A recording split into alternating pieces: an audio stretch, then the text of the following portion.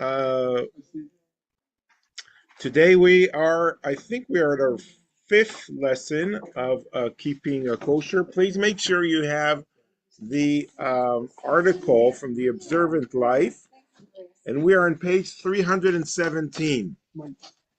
Unlike previous topics where I would summarize what we did last year, what we did the week before, I'm not going to do it. So you have to listen, and and if you miss the class, it will not only affect your grade. Uh, you have to supplement. You have to go back and listen to the class you missed. Very tough. It's a tough topic, and it's like I'm not making it easier on you. Oh, okay. Hold on. I don't need to hear myself again. Once is enough. Um, and okay, I didn't share the thing yet. Okay, very good. Okay, so today we're talking about basar bechalav, meat and dairy. Okay, basar is meat and dairy is chalav. And I want to go into the article on page 317. Okay, you see the title where it says meat and dairy. Okay, and I'm going to read a passage and stop when there's what to talk about it, because there's a lot to talk about. Every word here is very packed with a lot of meanings, and it's important to unpack it and understand it. So you could write notes on the side in the article, and if you need a pen or anything, it's there. Okay, three times in the Torah, at Exodus 23:19, Exodus 34:26, and Deuteronomy 14:21, Scripture ordains that one may not eat the flesh of a kid that has been cooked in its own mother's milk. Okay, you remember that we said that it says lo tevashel gdi bechalev imo three times. Do not eat the flesh of a kid that has been cooked in its own mother's milk. Okay, so it's like a goat and the mother. That's all the Torah says, and it repeats itself three times. Okay, that the rabbis assume always that nothing in the Torah is written just like that. If it's written three times, there's a reason why it's three times. Okay, and it can't just be that the Torah is repeating itself. Okay, the Torah is too meaningful to just repeat things. Every word in the Torah counts. Every vav, every yud, like the smallest letters. A yud is like a tiny little letter, or a vav is just like a line. They all have a meaning, and if they're there for a reason, and they give us meaning to interpret the Torah. But doesn't So the rabbi, what? doesn't Devarim that are reflected in Shmo or Vayikra? So there are things that are said more than once, and I guess I never thought of it as being particularly meaningful Well, in and of itself. yeah, I understand what you're saying, and what you're saying is like common sense. It's like, yeah, it's just like repeating itself. Like I repeat myself to my kids a few times, and it has, and they never listen. So maybe that's why the Torah is repeating it. And in the research, in the academia, the way they explain these repetitions will be, like maybe there are different editors, different redactors of the Torah. There will be different reasons why, if you go to university and study the Torah, they would explain this. But that's not the rabbi's assumption. The rabbi's assumption is the Torah is sacred and holy, and every word, every letter in it has its own special meaning. So why does it appear three times? Okay, so now we continue. The oral tradition connected with these verses vastly expands the concept to include three major areas of prohibition. Okay, it appears three times. It means there are three different prohibitions here. What are they?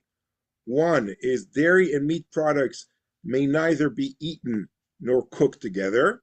Those are two. Okay, so when it says, okay, do not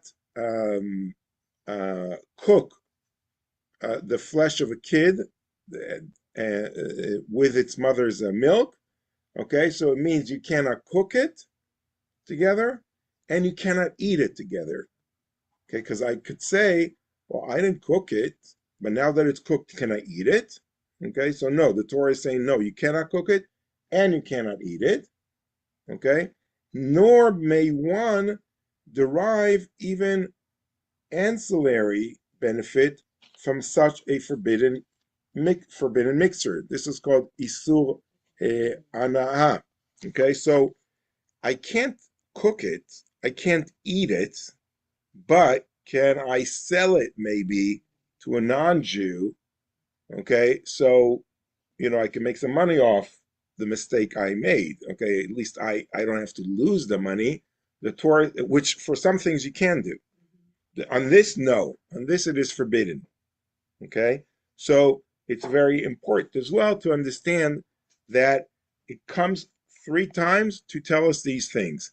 Now, I don't want to complicate you, and then it's not part of this article, so I'm going to not really go into it, but this view of 3 things: you cannot eat it, you cannot cook it, and you cannot derive any benefit from it.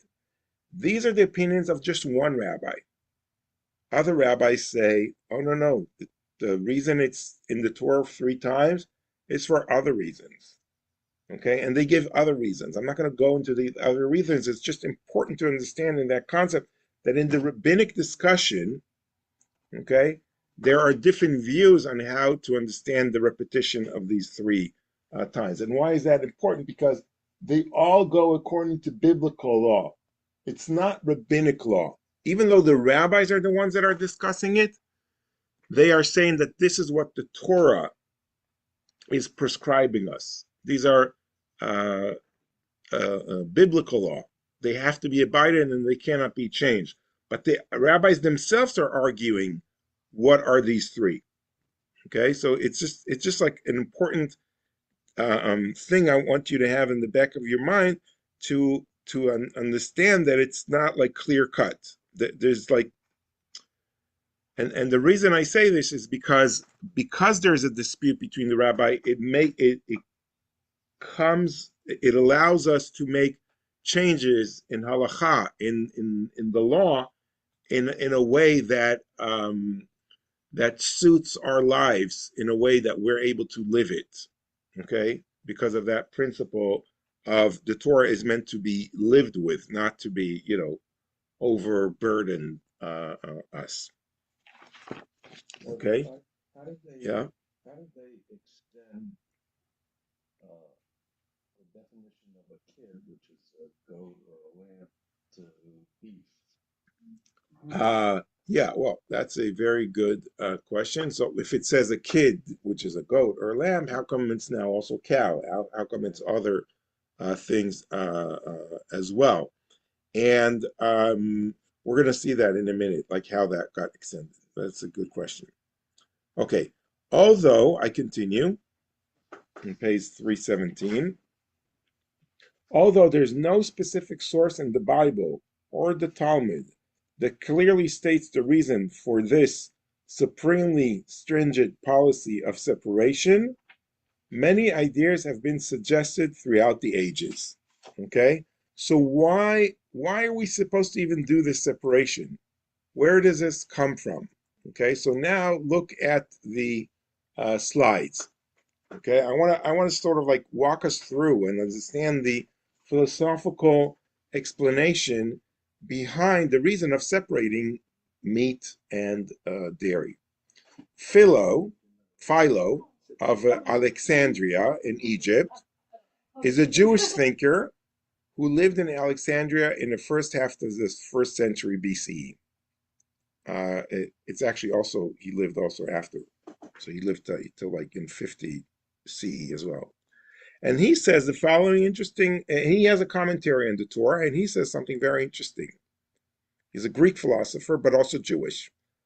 It was grossly improper that the substance which fed the living animal, okay, the milk, should be used to season and flavor the same after its death. and that while nature provided for its conservation by creating this stream of milk and ordaining that it should pass through the mother's breasts as through conduits, the license of man should rise to such a height as to misuse what has sustained its life to destroy also the body which remains in existence. Okay? So this is like, it's something like, it's like in our guts. It's like a moral thing. It's like it doesn't sit well for Philo, okay, that you're going to take, I was just gonna say, this is interesting. I never thought of the mother's milk as where it passes through the conduit. yeah, this is what enables the life of that kid. And now you're going to take it, okay, and you're going to cook it all together. It looks like to the Greek philosopher here, It's like cannibalism, conceptually, in a sense. in a way, yeah. Something bad about it. Well, I would distinguish it maybe from cannibalism, but it is that kind of like concept. Like I have like no conscience in a way. Now, today, people might look different at things, okay? But it's interesting that he's bringing like this philosophical rationale behind. And it's not even clear if he was an observant Jew. He was like a Hellenized Jew, trying to explain to the Greeks, why do the Jews have this in the Torah? Okay, so he's using their terms and philosophy in a way. This is not a classic Jewish explanation. And then it continues, if indeed anyone thinks good to boil flesh in milk, let him do so without cruelty and keeping clear of impiety. Everywhere there are herds of cattle, innumerable, which are milked every day by cowherds, goatherds, and shepherds, whose chief source of income as cattle rearers is milk, sometimes liquid and sometimes condensed and coagulated into cheese. And since milk is so abundant, the person who boils the flesh of lambs or kids or any other young animal in their mother's milk shows himself cruelly brutal in character and glutted of compassion, that most vital of emotions and most nearly akin to the rational soul. Okay, so he says it's a rational thing of the soul to look at that mixture together. Okay, and this is one interesting explanation. Okay, any questions, comments? His Yeah. opinion is included in the Talmud. No, it's not included in the Talmud. It is kind of like rare in that essence because the Talmud doesn't usually bring these kind of philosophical explanations from, more from the heart, from the gut. It's more rationale. The Rashbam, a commentary from the 12th century, actually the grandson of Rashi, the great commentator, says, it is usual for goats to give birth to two kids at the same time, and it was customary for people to slaughter one of them right away. Seeing that mother goats have an abundance of milk, expecting to nurse at least two young kids, they used the excess milk to boil the young kid in after it had been slaughtered. Okay? Proverbs 27:27 says, the goat's milk will suffice for your food, the food for your household, and the maintenance of your maids. So there was like abundant of that milk. It is something distasteful, revolting, something akin to gluttony. Gluttony? To consume the mother's milk together with the young animal that this milk was intended to nourish. Okay, just like it doesn't look good. It's like, something in our gut tells us that this is so. Okay, so he explains this in a different way, similar but in a different perspective than Philo. Ibn Ezra from the 13th century, I believe, says, it is the practice in Spain, it is the practice of most people that do not have a flock to buy milk in the market. And this is going to answer your question, Larry. In such a case, the milk usually consists of a mixture coming from many goats. It is possible for the buyer of a kid not to know where the mother is. Now, if the one who has bought a kid later buys milk, it is possible that some of this milk contains milk from the mother of the kid, which he previously purchased. He will then violate the law. We must be strict when in doubt regarding a biblical law. Okay, so the reason we do not have any milk with meat, okay, is because of extending that doubt that maybe the milk that I'm buying in this market belongs to the mother of the kid that I'm also buying to slaughter and cook. Okay, so he has a more practical explanation. And when in doubt, in a biblical law, there's no doubt. You always go to the more stringent opinion. Okay, so I'm not sure exactly if this would stand today, because you could argue that today there's such a great degree of separation that the likelihood of this happening is almost non-existent. But yet this remains one of the reasons that not all of them, but one of the reasons. Yeah. So I guess we accept it with these premises, but then when I think about it, like now, there's goat's milk, we could buy goat's milk. And it doesn't say that you can't have goat's milk with eating cow, with eating beef. Or you could have cow milk, like we usually drink, cow milk, and it doesn't say that you can't have cow milk with goat meat. You know what I mean? Like intermix. Yeah, right. So that could make the prohibition, okay, more on the degree of the rabbinic level, okay, because it would still resemble the actual doing it of it, It's like and accepting the yeah, and you concept. sort of you don't want people to get used to the fact, oh, I could have this kind of milk with that kind of meat, so then maybe I could also have like a kid's milk with his mother's, that it could lead to. So it could be that it's on the rabbinic level and not a biblical. It still will be a prohibition, but it will be on a different level. Okay. Isn't, in the general sense, isn't there a conflict, all throughout between literally what it says versus appearances? I mean, A what? appearances, the way what it looks like, and it just seems to me Well, that this is a very good example of it. I mean, it seems to me that we have this conflict, and Well, I don't know that it consistently gets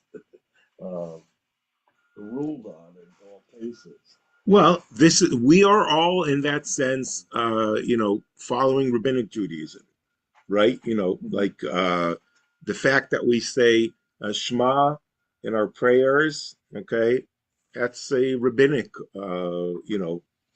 decision. It's not in the Bible. The Bible does not say that you need to say the Shema. The fact that you have services and prayers instead of sacrifices, that's a rabbinic decision. It does not say that in the Torah.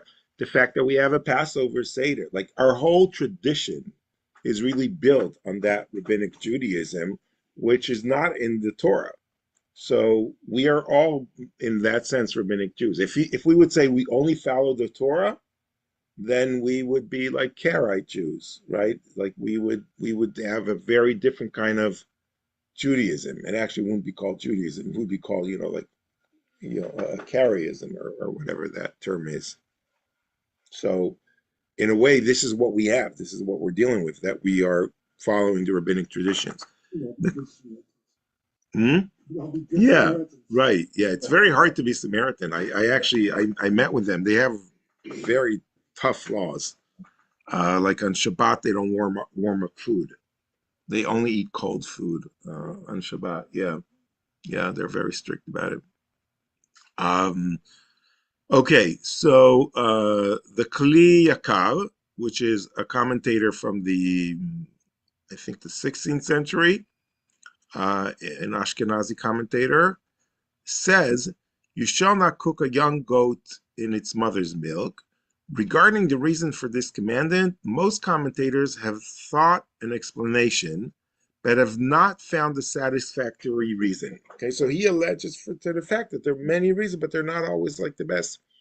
It is plausible to consider that this commandment relates to the prohibition of mixing species and mingling forces. Okay, there are a few commandments in the Torah that you're not supposed to be mixing species of like animal or of certain plants and things of that sort. It is known that the flesh of the fetus is formed from the red blood of the female, which generates all redness, as that is its source. Similarly, the milk of the animal also originates from the blood, as the blood is transformed into milk. According to this, the flesh of the fetus and the milk both come from the animal's blood, as they are derived from it. It is not proper to recombine them through cooking or eating. Okay, so this is a very interesting perspective that, and I don't know, maybe as a doctor, you could tell us, or someone else here who's a biologist, it is, because I know that in today's science, it's not described exactly that way, but blood, again, I don't know much about this, but I did find on Wikipedia, I think that blood supplies that make the milk, and this is like this medical information that I found. The blood supplies to the mammary gland is extremely important for mammary function. All of the milk precursors come from blood.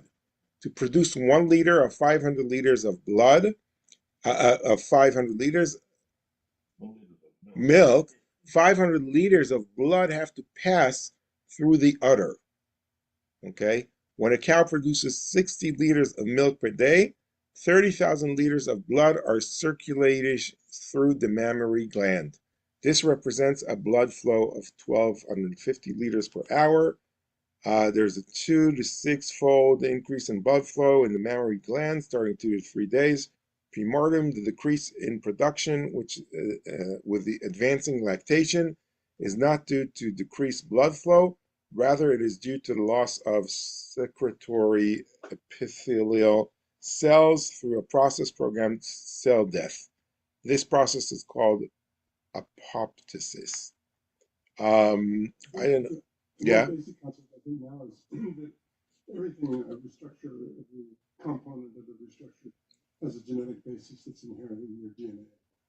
Uh-huh. That being the more basic common producer of everything. Uh-huh. So, Okay, but in a way, I think what in antiquity they felt that milk is produced from blood, even if that is not the exact definition, I think that there are a lot of blood today requires for the production of milk, indirectly in one way or another. I saw that there's even dispute in the research on that today, in medical research. But basically, going back to the Kli Yakar, what he is trying to say, according to that concept, is that the blood is transformed from milk, and as we remember, we said that blood is something you're not allowed to eat. Okay, with the flesh, with the animal, and that's why we refrain from cooking it together. So once it transforms into milk, you could drink it, but you can't drink it together with with the animal, which the other parts of it that sustain it. Okay, so it's kind of like the same concept that others have come to share with us as well. Yeah. to me, I think there's some. You said something very long ago that I really believe is true, and that is that there is an understanding that comes from faith. And in many instances, it's difficult, if not impossible, to rationalize it excuse me, using some sort of scientific basis. So you have to just, I think it's good to think about things and discuss things, But there's a point comes where you have to have faith. Yeah. I think that's more of a Christian view. Is it? Well, I think to a certain degree I agree because it's like you try to find all these explanations, and some of them fit, some of them don't, and sometimes you do have to accept it, or else you sort of like you're left without anything. But I think the strength of Judaism is that it is attuned also to research, Sure. and it is attuned to the changes in the world. So when things become knowledge is revealed in a different way, Judaism does change, and that is also the secret of Judaism. In the sense that, if you start to analyze everything, there's no rational explanation for a certain percentage of everything. That is the knowledge, the basis. Well, until the 19th century, with Pasteur and Yes. the others, they didn't really know a whole lot Right. about what was going on at that cellular level at all.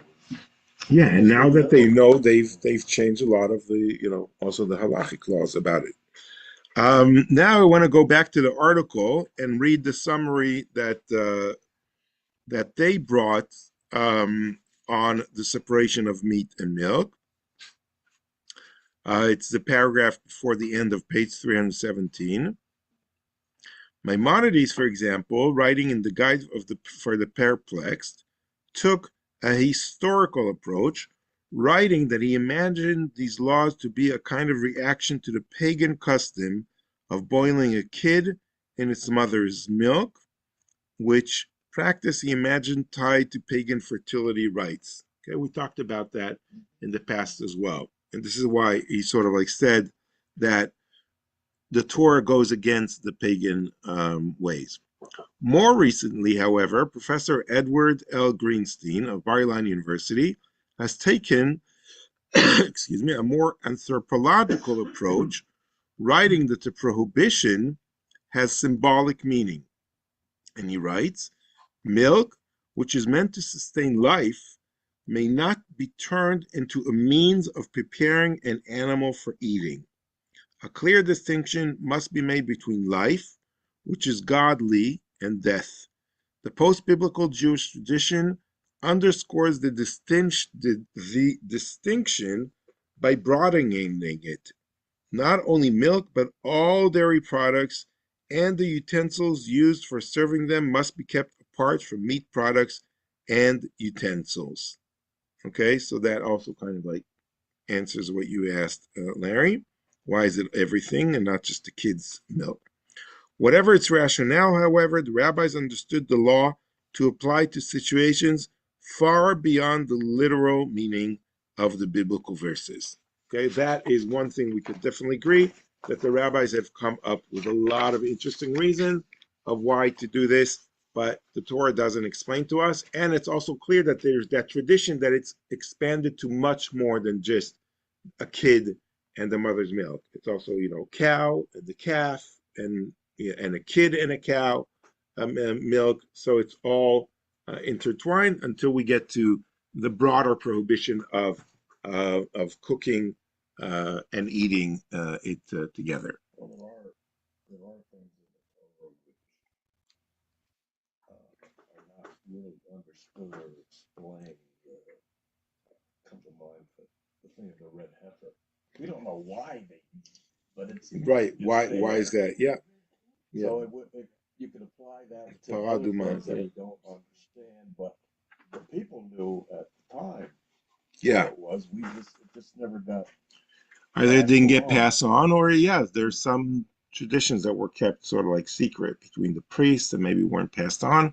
But the Torah sometimes gives you a reason. The Torah says in the Ten Commandments, it says, "You shall not kill." It doesn't give you a reason, but it says, "Honor your father and your mother, so you will live a longer life." Okay, sometimes there is a reason, okay, for commandments. So it depends.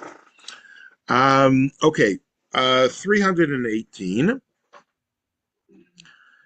The flesh of mammals and birds are both considered meat. Okay, so this is part of the dispute between the rabbis. Some rabbis say that mammals and birds is not considered meat according to biblical law. It's only considered meat according to rabbinic law, which means if I eat a cow's milk with meat, that will be transgressing a biblical law. But if I would eat chicken with milk, that would be transgressing only rabbinic law. Both forbidden, but different implications in that sense. Okay? Is the strength or the intensity of the negativity or the punishment by God for violating rabbinic law and biblical law identical? Yeah, I mean, you die. You basically die for transgressing biblical law. Okay, but if you transgress rabbinic law, you get you don't die. You're not killed. Okay, you might be flogged for that, or you might just have to repent in a different way. But it's like it's a different, and not only that. If you remember what we said, that in rabbinic law, when it's rabbinic law, there could sometimes be reasons to overrule it. Okay, so for example, we gave that, and we're going to talk about it soon. Okay, that if for whatever reason I have to consume this kind of mixture of chicken and milk for, let's say for a sick person or something like that. So that would be permissible. But if it would be biblical law, it would not be permissible. Okay, so it's like, it's very important in that regard. And there is even some minority opinions that say that chicken and milk is permitted to begin with. Okay, there was a Rabbi Yossi Hagalili in the north of Israel that permitted it to begin with, to eat milk and chicken. Okay, that tradition has long gone. It doesn't exist today. All rabbis say it's prohibited, but it is important to acknowledge that. When you came from Israel to here, did you find it, were there differences that were difficult for you to make the transition to conceptually? Yeah, there are a lot of difficulties. I'll touch on them in the next few comments. Okay, so this is important. That just, you see, like one sentence here packs a lot of meaning to it. So the flesh of mammals and birds are both considered meat. What is not stated here is that it's considered meat according to rabbinic law and not biblical law. Furthermore, I continue on page 318, even foods made with meat additives or meat byproducts are considered meat in this context, even if there are no actual pieces of meat present. Although strictly speaking, clear consommes, consommes are in different halachic category than real meat. It is more or less universally the custom to consider clear soups made with meat bases to be meat with respect to these laws. Okay, here is another fascinating concept. I made a beef soup, okay, and I have a huge pot of soup, and I put big pieces of meat inside. I have a delicious soup. I take out the pieces of meat, okay. What happened now with the liquid that's left? Is it considered meat or not? Yes, it is. Okay. If I now take a dairy dish and mix it with that liquid, would it be considered cooking meat and milk together? No, No. no. It would not be considered cooking it together, okay? Cooking together would only be meat with milk, okay? You're right. You're absolutely right. Now, should I do that to begin with? No, you cannot do that to begin with. But again, this is like a rabbinic prohibition.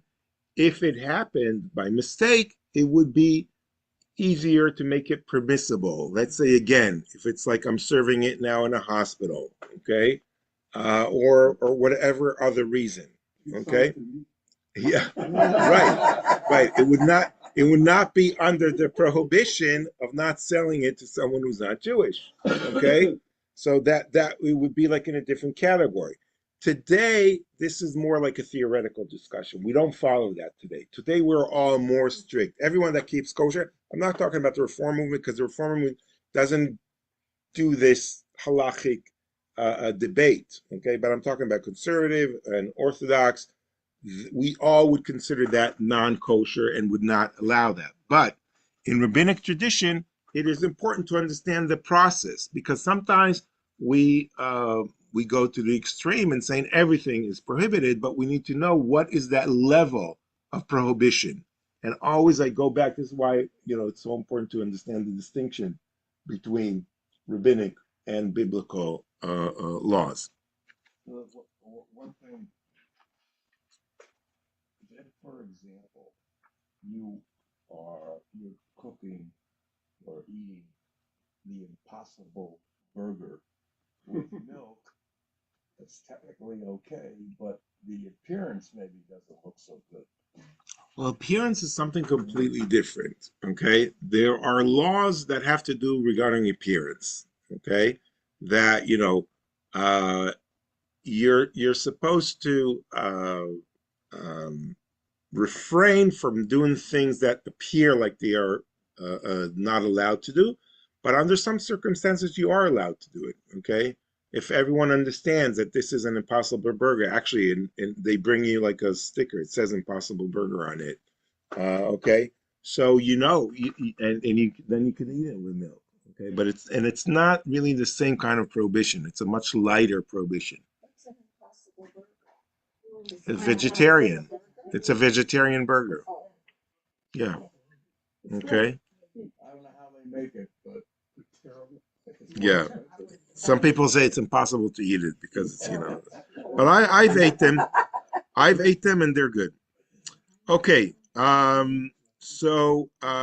Now let's continue on page 318, the same paragraph. The flesh of fish, however, even meaty fish, is not considered meat. Among many Jews of Ashkenazic descent, the Yiddish terms fleischig or fleischidig denote food made of or with meat. Okay, because fleisch is meat. Flesh. Yeah, there you go. I mean, they say these terms are Ashkenazic, but Yiddish really comes mostly from German. What about the rest of the Eastern European? They've adopted it. The Eastern Europeans, they all adopted it. Now, the case of the fish is very interesting. No rabbi today argues that fish is meat. Okay? Right from the beginning, everyone agreed that fish is not meat. It's parv. It could be eaten with dairy. How come? Think about it. Doesn't make sense, right? It's a living creature. If we would say every living creature is forbidden to be eaten with milk, okay, we would not be able to eat fish with milk. The fact that we are able to eat meat with milk explains to you exactly the distinction between home and farm animals and other mammals and birds and fish. Okay, so there's like a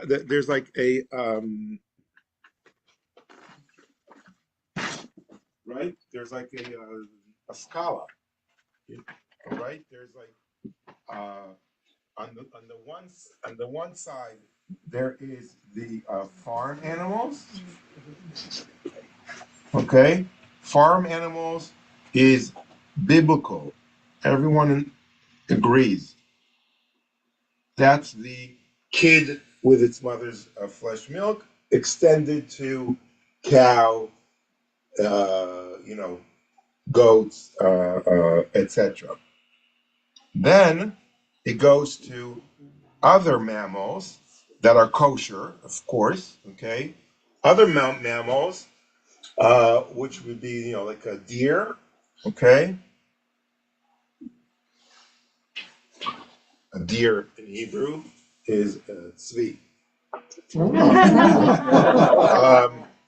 So that will be, some rabbis would say it's biblical prohibition, but some would say it's rabbinic prohibition.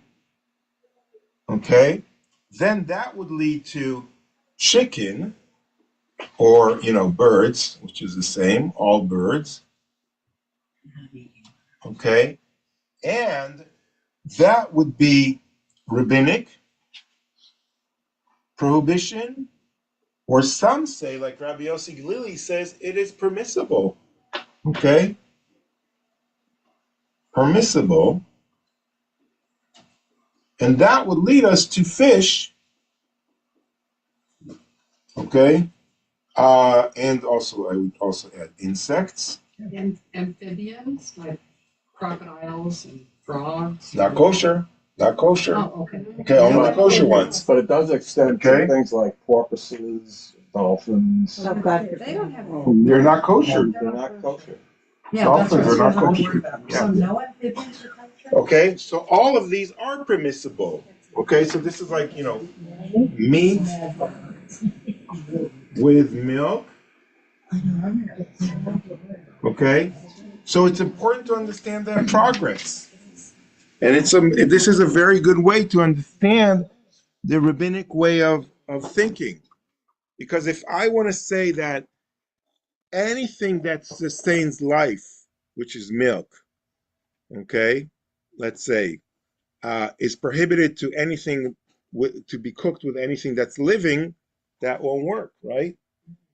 Okay, but you could say it's those who consume the milk that can't be mixed together, right? Because fish, they don't consume milk, and chicken, I don't think consume milk either. Okay, so that's why we have more the mammals and the other animals. Okay, so that's just to give us sort of like a perspective on how this kind of thinking came about. Okay, now we're going more into details on page 318 on the second paragraph. Foods made with milk or milk products are considered dairy. Milk, cream, cheeses, and butter are easily identifiable as being dairy. Among Jews of Ashkenazic descent, the Yiddish terms milchik or milchidik or milchdik denote dairy foods. Okay, so anything that is made with milk it falls under that category. Okay, ice cream. Okay, so we can't just say, oh well, but that's no longer milk. It's changed its form. Okay, no, it's like everything, even if it's changed its form, is forbidden. Ice cream's okay with that. The what? Ice cream's okay with that. The vegan one, yeah. Okay. Next paragraph, the third paragraph. Of course, there are also many edible items or ingredients used in commercial food products that have their beginning in either meat or dairy foods, but which might not be obviously meat or dairy by the time they are brought to market. In matters of doubt, a competent rabbi should be asked to determine the kashrut status of food additives of various sorts. Okay? And we're going to talk about this in the next page, in 319, about kosher supervision. But right now, it's important to start understanding determining if something is kosher in today's modern world is very difficult. You don't know what's inside a lot of these things. Why do they say competent, Rabbi? Yeah, how do you figure that one out? Oh, well, I have news for you. Not all rabbis are competent, okay? No. Uh, Or honest. they're all competent on different levels, but not necessarily for the issue of kashrut. I have to admit, okay, and don't tell the board this, that I am not competent to decide on all these matters of kashrut. I haven't studied them to the extent that I would feel comfortable to say, oh, I know what's in these ingredients and what is not in these ingredients, that I could decide if something's kosher or not.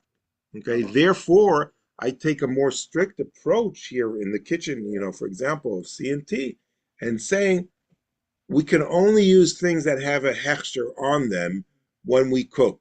Okay, even though that if I would be knowledgeable enough, I might be able to determine what is kosher or not on my knowledge, but I don't have that ability. And I don't have the time also to go to every factory and check what's going on there on my own, unless you want to sponsor my trips.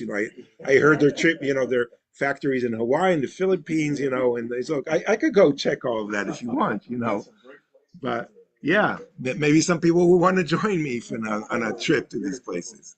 Yeah. Oh, you're on the board. Steve Right. never says anything, don't worry about it. Right, yeah. So it's very complicated. Okay. So you definitely need a competent rabbi, and rabbis need to be careful in that regard. Did they ever run into conflicts with what might be milcom for a given, congregation or village or something that's sort of different than what the rabbinical law says? Yeah, there are a lot of customs, many times that different cities or villages or rabbis took upon themselves that are different than the custom rabbinic law, and these minhagim, these customs, have become even stronger than the rabbinic law, than the halacha. So it's there are a lot of interesting cases. An example? The classic example is kitniyot on Passover, legumes. Okay, we talked about it a little bit before Passover, not eating legumes, which are not chametz. They're not leavened bread. But by Ashkenazi communities, it became the custom not to eat rice. Yeah, you can. Yeah, it's better to be Sephardi on Passover. Yeah, exactly. On Passover, you want to be Ashkenazi. Yeah, it's very interesting. Okay, but we talked about that in Passover. You could watch it on our video. Let's continue on the next paragraph, on page 318. The halacha, the law, the Jewish law, specifically forbids eating meat and milk products together. But what exactly does this mean? The basic prohibition has to do with putting both substances in the mouth at the same time and ingesting them simultaneously. But because meat leaves a residual taste in the mouth, and also an extra step to ensure the separation of dairy and meat, the rabbis imposed a waiting period after eating meat before eating dairy. Okay, this is something fascinating. You are not supposed to cook it together, and you're not supposed to eat it together. Okay, so if I put now milk in my mouth and a piece of meat together and chewing it together, that is not permissible. But what if I take a drink of milk? That was delicious milk. Oh, now I'll take a piece of salami and eat it. Is that permissible? No? No. Why would that not be permissible? Because you're eating it basically together, still in your it's still It's still in your mouth. So, but this is sort of like where rabbinic law comes and says, yeah, but what if like 5 minutes have passed now? Can I now eat the salami? Okay. Hmm? 6 hours. No. So the answer is yes, I can eat the salami, not maybe right away, but I would wash my mouth with water or maybe eat a piece of bread or a cracker or something like that. Okay, let that be swallowed, and then I can eat the cracker. And then I can eat the salami. Okay. However, if it's the opposite way around, if I eat meat, okay, then because of the residue that's left in the mouth after eating meat, then I have to wait longer. Then I have to wait between an hour to 6 hours, depending on the different rabbinic opinions. Okay, so it's different in that regard. If you're eating milk and then meat, or you're eating meat and then milk, different set of rules and laws. Okay, so this goes back again to that separation of meat and milk means it can't be done together. It also says it shouldn't be served at the same table, not because not because it's prohibited, but because you might, I'll take a little bit of this and I'll take a little bit of that, and then you start mixing it. In theory, it could be on the same table. And the rabbis say, if I'm eating, a dairy meal now, okay, and George is eating a meat meal on the other side of the table, okay, then we are okay. But some rabbis say, well, what if now George, says, Rabbi, you should really taste this salami. It's kosher. I bought it especially for you, okay? And maybe, I'll be tempted to do that. So the rabbis say, okay, but we need to put some kind of a recognizable item that will remind us that we are eating separate meals, that we're not together. So we would put, let's say, a pitcher of water, in between us, or we would put like a placemat. I would have like a big placemat that would say dairy on it, and he would have a big placemat that would say meat on it. Okay, and then we would know, oh, no, I'm sorry, like next time I'll eat that salami, not this time. Okay, so the rabbis are saying like you could do that, but you have to have recognizable ways of knowing how to distinguish between them. And this is what we're going to read specifically here. How long exactly must one wait? Customs vary, and there's no one specific answer, but the most common customs are to wait between 1 hour and 6 hours. The norm for most conservative Jews is to wait 3 hours after eating meat before eating any dairy foods, this being a typical amount of time between meals in our society.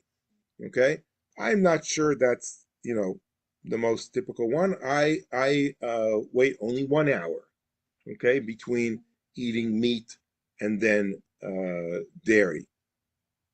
After eating dairy, I would just wash my mouth and eat meat immediately. Okay, there's no reason not to do that.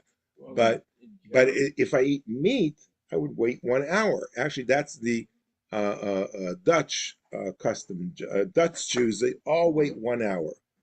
Okay, and the Shulchan Aruch, like the main authority in Jewish tradition, says that you could either do 1 hour or 6 hours. There's no 3 hour option. It only became a later option for Ashkenazi Jews that sort of like didn't want to do the 1 hour. They felt, that's like, for the, they're not serious ones.